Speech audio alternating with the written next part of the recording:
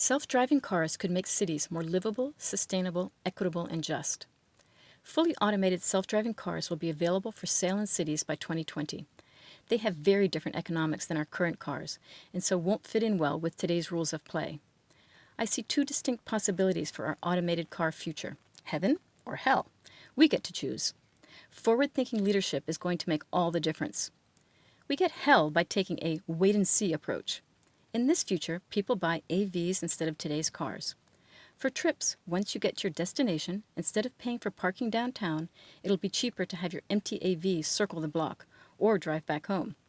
The same is true for stores. It could be cheaper to have a drugstore car drive to customers than to pay for retail space downtown. Today, 75% of all cars on the road have one occupant, the driver. In the future, as we add more cars operating with their different economics, 50% of the cars will have no people in them, running low-value errands or avoiding parking.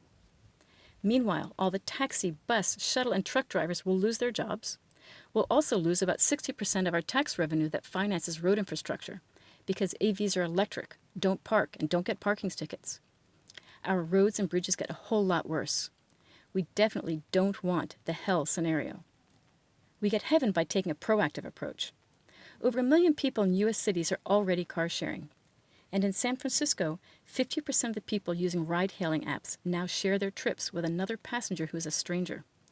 Instead of spending $9,000 a year on your own car, when we combine car sharing and ride-hailing and buy a seat in a shared autonomous vehicle, we can get door-to-door transport at the speed of private car travel for the cost of a subway ticket. This transforms people's access to opportunity. Car sharing eliminates the need for parking. Ride sharing reduces congestion. We will only need 10% of the cars we have in cities today, even at peak times. No more on-street parking, no more parking garages. If most of the AVs in cities are shared cars in which people can share trips. We can widen sidewalks, plant trees, put in bike lanes and benches. We can get rid of parking lots and build affordable housing or public parks or whatever. Establishing the criteria and priorities for newly available public land will be critical to making sure communities get what they need. We could also reduce air pollution and CO2 emissions as we move from gas to electric power for our cars, but only if we demand that this new incremental electric energy use be renewable.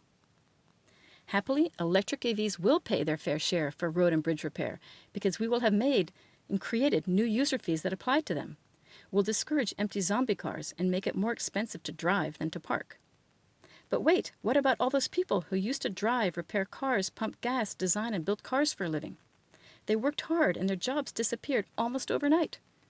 We need to make sure that people can diversify their income with benefits that are portable and apply no matter how few hours you work. And we need to start piloting basic income. So if we want heaven and not hell, we have to start working together to get the right laws and regulations in place now, especially for the first cities that set the example. Just as your head is reeling from the impact and potential for self-driving cars, realize that this is just the tip of the big automation iceberg. Automation delivers enormous productivity gains without the associated labor. It's like making honey without the worker bees. How will we distribute this new kind of honey? Automation gives us reason to reconsider how, why, and where we tax, and to think anew about what kind of world we want to live in. So let's talk. Please contact me.